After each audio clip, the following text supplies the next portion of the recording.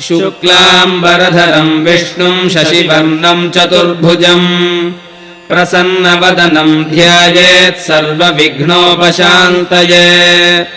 यस्य द्विरदवक्त्राद्याः पारिषद्याः परश्रतम् विघ्नम् निघ्नन्ति सततम् विश्वक्सेनम् तमाश्रये। श्रीकाश्यप उवाच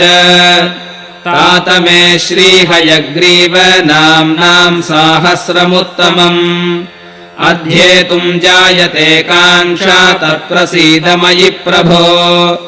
इति पृष्टस्ततोवाच ब्रह्मा लोकपितामहः श्रेयसामपि च श्रेयः काश्यपेह विशाम्पते अमद्याविहितम् पापम् मूलतो हि विनश्यति रहस्यानाम् रहस्यम् च पावनानाम् च पावनम् प्रायश्चित्ते कृते तस्य कर्ता न निरयी भवेत् कामदस्तु कृते पापे प्रायश्चित्तशतेन च तन्न नश्यति तत्कर्ता व्यवहार्यस्तु जायते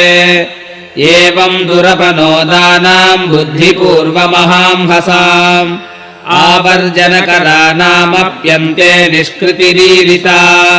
प्रणम्यमानसदया मन्त्ररत्नानुकीर्तनम् हंसनाम सहस्रस्य पठनम् शिरसान्वहम् प्रणम्य भगवद्भक्तपादोदकनिषेवनम्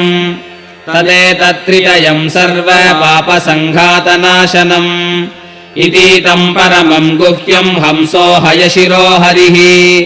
वेदोपदेशसमये माम् निबोध्योपतिष्ठवान् अनेन मन्त्ररत्नेन महाश्वशिरसो हरेः सहस्रनामभिस्तुल्या निष्कृतिर्नेतराम् हसाम् अनन्य भगवद्भक्तपादोदकनिषेवनम्